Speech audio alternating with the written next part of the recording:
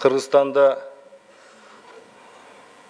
4 ayın içinde bizde avia kırsık 39 adam, geçegi Ayusay ayılında Özgün rayonunda 24 adam, hafta kırsık boyunca 3 ayın içinde 150 adam kaçış oldu. Men aytkım келет, bu tragediya. 4 ay öttü, ошол кырсыктарды biz gördük. Өзү негизи бирөө жооп береби ушул несеге? Бирөө жоопкерчиликти алыш керек. Балким биз да жогорку кеңеш депутаттары, парламент биз жоопкерчиликти алыш керекпиз. Кандайдыр бир өз учурунда кандайдыр биз чечимдер чыгарган жокпуз. Мына кече Калдырбек Шакирович суроо берип атат. Министр МЧСке.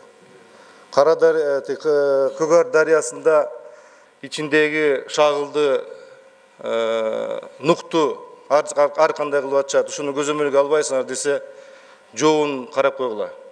Биз аны көзөмөлдөбөйбүз дейт. Бүт дарыяларды, чоң дарыяларды сельводзащита деген управление бар. Ошонун бардыгын көзөмөл жүргүзгөн бул МЧС.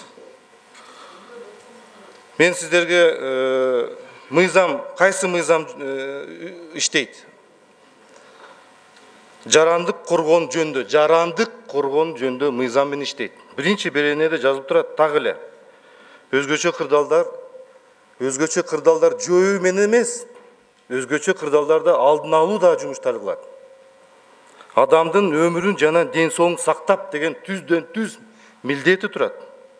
Аларга болгон зыянды азайтуу. Кийинки өзгөчө кырдаалдарда калкты иш-чара менен үйрөтүү, окутуу, инструктаж берүү деген мына мыйзамда жазылып турат. Аймактарды коргоо боюнча укуктук ченемдерди жана ушул иштеп чыгат, жана ушул жогорку кеңешке киргизет, же токтом менен бекитет. Жана кийинки илимий изилдөөлөрдү жүргүзөт. Мына ушул жерде так жазылып турат мыйзамда кайсы жумуштарды аткарат. Ликвидация менен эмес, предупреждение дагы бар.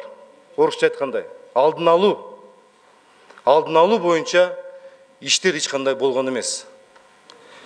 Бул жерде азыр айтылып калды сөздөр, бул табигый кырсыктар айтпай келет экен деп. Аны бирок башкарса болот, урматтуу коллегалар. Башкарса болот. Бүгүнкү күндө жаңы заманбап технологиялар бар. Ошо Аюсайда алар келип айтып атышат, бир эле кагаз, эскертүү. Кагаз менен берип, ошо көчкү болушу мүмкүн деп эле берип атат. Ошол эле мына алдын алуу иши болду. Бирок ал жерде алдын алуу иши абдан көп.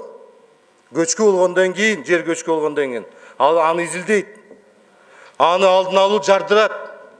Ал жака ошо көчкүнүн үстүнө маяк коет, GPS коет. GPS менен телефон аркылуу ошо жерде жашап аткан элдерге телефон аркылуу байлайт, байланышты. Мына ошондо анан кийин ал жерде байланыш менен ошондо анан кийин эскертүү берилет. Кандай бир көчкү жаракка кеткен болсо, бир кайсы секундтар ошондо маалыматтар берилет. Мына кече төрөгө барып келди, Сашачы кулуштар барып келди. Көрдүңүздөр өзүңөр. Лопатка менен жумушту аткарып атышат. Азыркы жаңы заманда азыркы көп башка дагы техникалар бар. Мейли экскаватор кире албайт, ал жерде коркунуч бар. Бирок шнековый транспортерный ленталар деген бар, ручной, оперативный окшогондор жаңы жакшынакай заманбаптар бар. Рентген деген бар. ДНК издей турган. Ошо окшогондор каякта? Мына биз айтып атабыз азыр. Biz сындасак өкмөттү мына 1 жылдан иштеп эле кетип атат, ошон үчүн туура эмес деп. 6 жылдан бери иштеп келди го.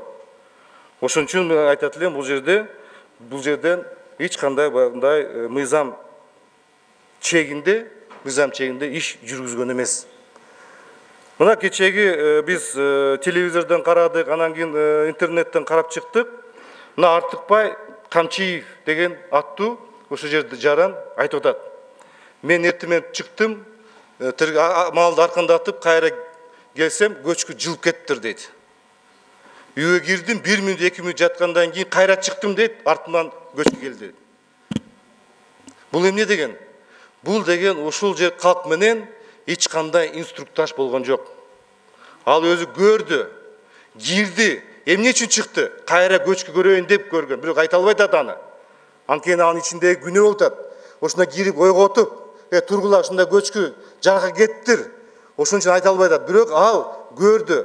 Эгерде ушуларга адамга ушул жерде калктарга инструктаж берилгенде, жок дегенде күзөтчү коюлгондо, жок дегенде бир кандай бир ишаралар болгондо, ошондо сигнал берилип, тревога жарыялгандан кийин ошондо кандайдыр бир иш-чаралар өткөзсө болот эле. Мына ошону мен айтканым, алдын алуу иштер болгон жок.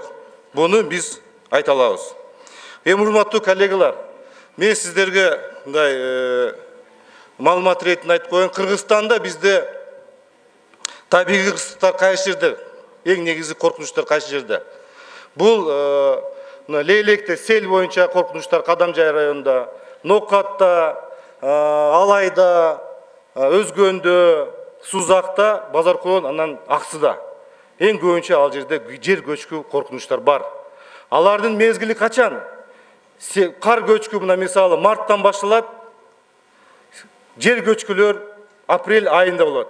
Селдер май, июнь айында болот. Болду. Башка эч кандай табигый кырсыктар болбой калат. Эгерде катуу эле жамгыр жаабаса эле башка табигый кырсыктар болбойт. Ошол аймактарды МЧС анын баардыгын жакшы билет. Баардыгын жакшы билет. Бул жерде эч кандай мындай бир оорчулук келбейт.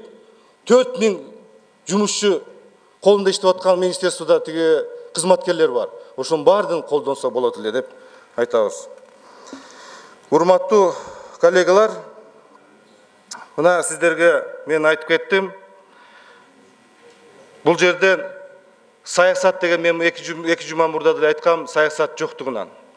Азыр бизде жаңы заманбап технология, телефон аркылуу, СМС аркылуу, спутник аркылуу тез ыкчам түрдө маалыматтарды берсе болот эле. Ошон үчүн мен сунуштайт элем, урматтуу коллегалар, биз бүгүн катыша албай калабыз, эртең да катыша албай калабыз. Сиздерге карап көрсөңөр, биринчи эмне кылыш керек? Биринчи, урматтуу коллегалар, табигый кырсыктар боюнча массалык маалымат каражатта, теле аркылуу, интернет аркылуу, гезиттер аркылуу бул окутууларды жүргүзүш керек. Окутуу жүргүзүп, кайсы учурларда кандай иш-чаралар аткарылыш керек, жергиликтүү бийлик, жергиликтүү калк, мына ушул нерсени тез арада кандай бир роликтер менен жүргүзүп, ошол үстүнөн иштеш керек. Экинчи, МЧС кырсыктарды жоюу боюнча, алдын алуу боюнча жаңы заманбап техникаларды алыш керек. Мурдагы Ташиев министр МЧС болуп жүргөндө ошол техника алынган, техника ошолор менен иштеп келатат. Кандай бир акча бөлүнүп, жаңы заманбап техникаларды алып, жаңы инновацион техника алып, мына ошол техникалар менен камсыз кылыш керек. Анткени эмдиги жылы дагы болот ушундай кырсыктар, жыл сайын кырсыктар болот деп айтат элем. Кийинки илимий изилдөөлөрдү жүргүзүш керек. Акыркы учурларда эч кандай бир илимий изилдөөлөр жүргүзүлгөн жок. Эмне үчүн бул жер көчкүлөр болуп атат? Кайсы бир кырчтарды эмне үчүн бир кандай оорулар пайда болуп атабы деп. Ошолордун баардыгын илимий изилдөөлөрдү жүргүзүш керек. Кийинки маселени мына бул жерде азыр айтып атабыз. Элдерди көчкүлө, эгерде жери жок болсо кая көчөт? Жери жок болсо, ошон үчүн тез арада трансформация жасап, кооптуу мына бүт аймактарда, кооптуу региондордо ошо жер көчкү боюнча, жерди көчүрүү боюнча мына ушул трансформацияны жүргүзүш керек. Төртүнчүсү, бул мен айткым келет, ошол мыйзам сактоо боюнча, мыйзамдуулугу боюнча башкы прокурор мейлим кылмыш иш козгобосун. Бирок мыйзамды ким кандай сактады? Мыйзамды ким кандай аткарды? Мыйзамды ким кандай ошону жүргүздү? Ошонун баарын иликтеш керек. Кандай болбосун дагы иликтеп, анан кийин ага бир юридикалык бааны бериш керек. Ошо айткан сөзүм ошол, урматтуу коллегалар, мен ойлойм, кийинки биздин ошол Кыргызстанда табигый кырсыктан Кудай сактасын, биз алыс болоюк андан. Ошон үчүн биз дагы Жогорку Кеңеш тарабынан дагы тапшырмалар берелик, мыйзамдарды өзгөртөлүк. Биздин өзүбүздүн негизги максатыбыз бул элдин жашоо турмушу, элдин ден соолугу, элдин коопсуздугу. Рахмат сиздерге чоң.